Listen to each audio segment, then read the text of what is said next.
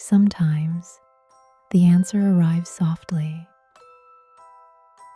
Aru walked slowly toward the forest. The light became gentle and cool. Tall trees stood quietly, their leaves barely moving. The forest did not feel frightening. It felt calm. Aru paused at the edge. He listened, not for footsteps, not for voices, but for something familiar. A soft sound drifted through the trees. Not loud, not sudden, just gentle. Aru lifted his head.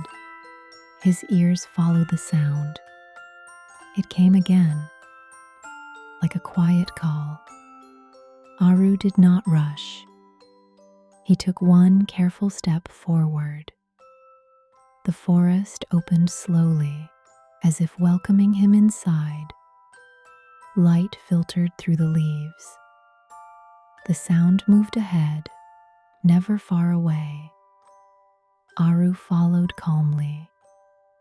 If he listened closely, could the forest guide him closer to home?